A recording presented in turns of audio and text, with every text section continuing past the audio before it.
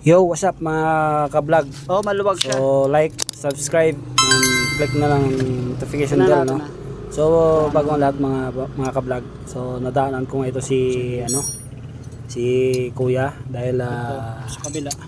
akala ko naputulan siya ng kanina. So, maluwag lang pala. So, ito nga time na nasa mga time na to mga ka-vlog is Mas malaki pa dito, 17 hinigpitan ko na yung kadina niya dahil nga wala siyang dalang tolls.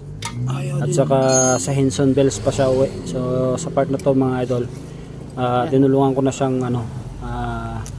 higpitan yung kanyang kadina para makawin na rin Sige, siya. gamitin mo na lang. Siyempre mga ka-vlog, masaya pa rin yung nakakatulong tayo sa kapwa, lalo na sa mga kapwa natin rider. Ano ako Kasi gumagawa ko ng reels ang hirap talaga magtulak ng motor.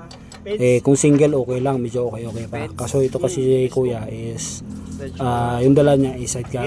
So ito purpose lang naman ng video na ito is para naman makapag-inspire tayo ng ibang mga kapwa rider na kung may makita kayong ganito, kung maluwag naman sa puso natin na tulungan sila, tulungan natin kasi malay mo tayo din yung masiraan, tapos ano kaya ang feeling na walang humihinto sa iyo para tulungan ka o tanungin ka, o kuya na paano yung motor mo, ano ba sira niyan, baka may tulong ako, di ba? So sama siguro nung pakiramdam na nakauwi ka na, ang haba-haba na ng tinulak mo tapos walang may tumulong sa iyo, di ba? At siyempre sa part na to matay ata. merong napadaan na tricycle din, may dalang pasyente. So kung kung hindi ko natulungan ito si Kuya, kung walang dinasirahan si Kuya, tiyak sila yung aking tutulungan dahil una-una walang ilaw yung tricycle na may dalang pasyente. Dahil nandito ako, so tinuloy ko na. So yun lang mga ka-vlogs. Luwag. Ride safe tayo palagi. Ingat lang sa pagmamaneho. God bless. Ano boss? Lumuwag yung kadena. Akala ko nasira yung gear niya sa loob. Yung pala, natanggal lang pala. Lumuwag.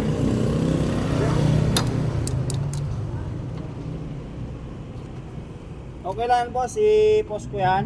Okay lang Kahit boss. yan, ano lang naman ginagawa ko pag ganito lang, pero siyempre Ang laking tulong na boss ng ginagawa mo. ano lang naman siya, kumbaga sige, saka mahirap din pag wala kang gamit. Oo nga Lalo kung nagmamadali ka.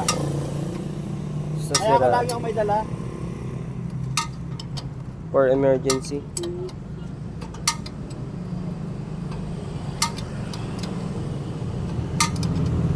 Kala ko nga mapapalakad ako eh.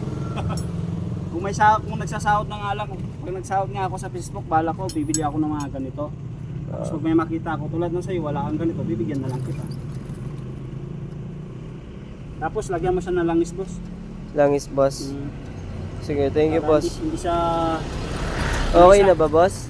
Para hindi siya mga lawang. Okay. Tapos medyo magalaw na to siya. Yung rubber niya sa loob. Hindi mo siya kailangan palitan.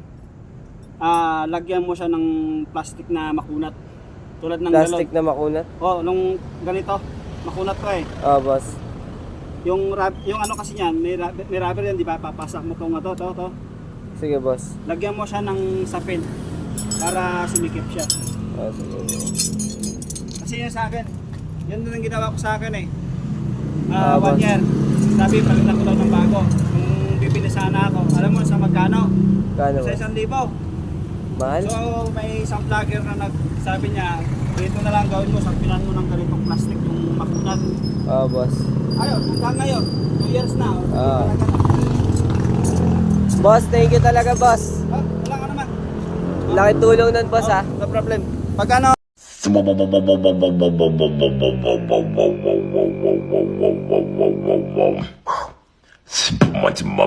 my toe,